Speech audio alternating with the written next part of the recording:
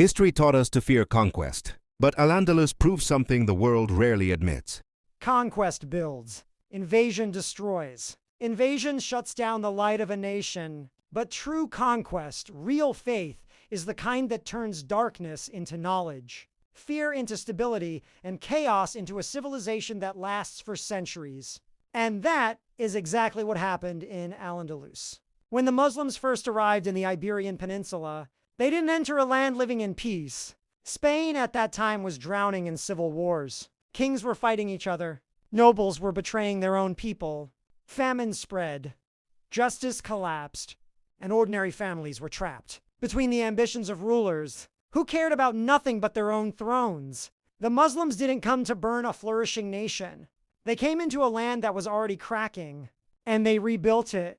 They entered not as destroyers, but as stabilizers, offering protection to farmers who had lost their land, fair laws to communities tired of corruption, and hope to people who had forgotten what safety felt like. They didn't force a language on anyone. They didn't erase cultures. They didn't silence churches or synagogues. Instead, they opened the doors for everyone, Christians, Muslims, and Jews, to live under a system where justice didn't depend on your tribe or your blood, but on the law. And from this foundation, something incredible began to rise. Al-Andalus became one of the brightest centers of knowledge in the entire world. While many parts of Europe were struggling to preserve even basic manuscripts, the libraries of Cordoba, Toledo, and Granada were filled with hundreds of thousands of books. Scholars traveled from France, Germany, and England just to learn from the scientists and philosophers of Al-Andalus. They studied medicine that was generations ahead. They explored astronomy with instruments Europe had never seen. They created mathematical methods that we still use today. They translated the works of Aristotle, Plato, Galen, and Ptolemy, texts that would later spark the European Renaissance. The cities themselves became masterpieces. Gardens filled with running water, streets lit at night, public baths, advanced irrigation systems, and architecture so refined that even modern engineers still study how they achieved it.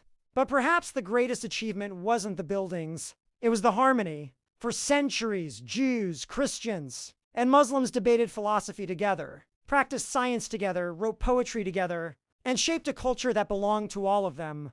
Nobody forced anyone to abandon their identity. Nobody demanded that history be rewritten. Nobody said, "This land is ours and you are strangers," because this was not invasion. It was a Fath, a civilizational opening, a transformation that turned the Iberian Peninsula into a bridge between East and West, between ancient knowledge and future innovations, a place where ideas could move freely without fear, a place where science, art, faith, and reason could breathe the same air. And even after Muslim rule in Al-Andalus ended, even after libraries were burned, even after families were expelled, even after palaces were left in ruins, the light remained. It survived in the Renaissance universities of Europe. It survived in the scientific methods still used today. It survived in architecture, in language, in music, in mathematics, in astronomy. The world remembers Al-Andalus not as a wound, but as a moment when humanity touched brilliance. That is the difference. Invasion steals life. Conquest gives life. Invasion erases cultures. Conquest elevates them. What happened in Al-Andalus wasn't destruction. It wasn't occupation. It wasn't foreign armies crushing a peaceful land. It was a Fath, the kind of opening that rebuilds cities, heals societies, inspires generations, and leaves behind a legacy brighter than stone, brighter than gold, brighter than time itself.